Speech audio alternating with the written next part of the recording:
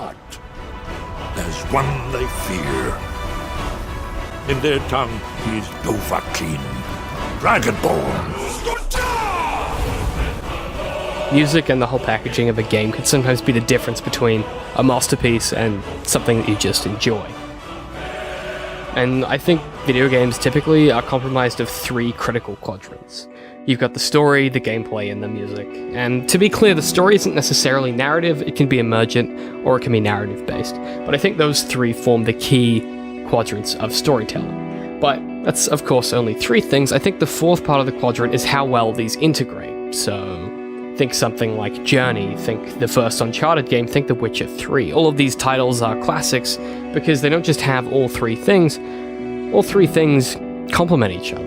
They have that 4th key component, which is integration. And of course for me, the game at the top of my list, my favorite game of all time, is Skyrim.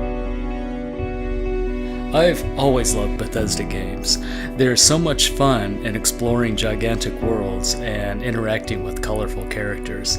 That was Culveyhouse, a Skyrim Let's Player with over 1,000 hours in the game. As someone who really appreciates classical music and frequents concerts, I've always appreciated the music in the games. Most games use a system called vertical layering and have an intensity parameter. The basic idea here is that you have arrangements associated with world events. So let's take calm as an example. The intensity and the layering of the arrangement changes depending on how calm your surroundings are. So in this case, calm is the factor that decides how many layers of music are introduced.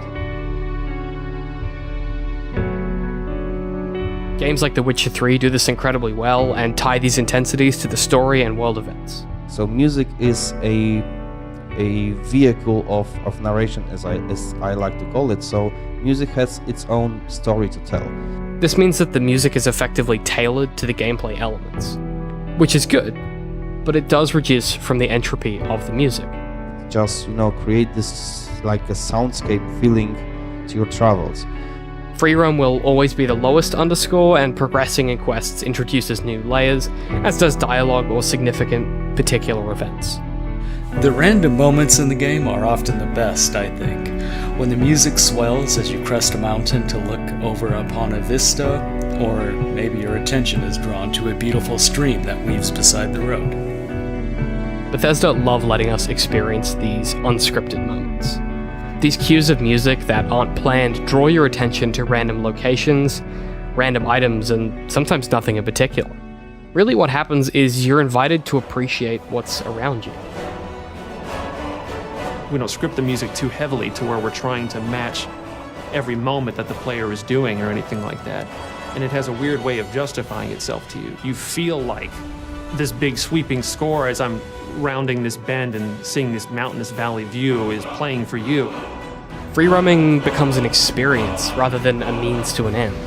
You start to learn shortcuts and back paths, and the more you play the game, the more you start to feel a real sense of place. You actually remember locations. There's so much nostalgia for Bethesda games because of the worlds. The first time you climb the 7,000 steps to High Hrothgar, it's like discovering a place that's always existed. Now, the random music does have its downsides, of course. The combat music in Skyrim was particularly temperamental, and Fallout 3 had sections of sewers where the intensity never really matched the space. But I think it's worth the flaws. The complexity and simplicity of Mark Lampert's music direction continues to inspire new fans and old to return to the world of the Elder Scrolls, and to experience those singular, random, unrepeatable moments. There's just nothing quite like it. There are worlds you can get lost in, and I think people come back because they want to see that. These true random moments aren't just beautiful, of course.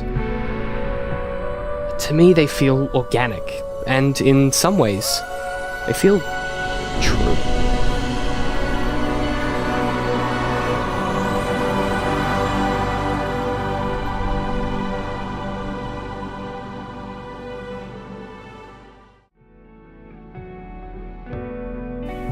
Hey guys, thanks for watching. If you want to subscribe, just click that subscribe box, that way you won't miss a single video. And if you definitely want to catch every Antagonist video, just go to my channel, click that little bell icon, and then tick yes, send me notifications, that way you won't miss a single video.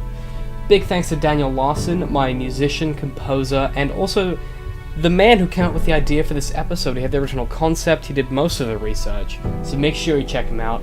His links are in the show notes. Go to his Bandcamp, you can buy any of the songs you hear on this show.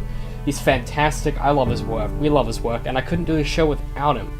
So big thanks as well to Culveyhouse, my partner, who was the guest narrator for this episode. You can click that annotation, it'll take you to his channel. Make sure you subscribe, we post some stuff there too. It's all fantastic, he's funny, he's clever, he's interesting. Subscribe to his channel, and as always, I'll see you guys next time.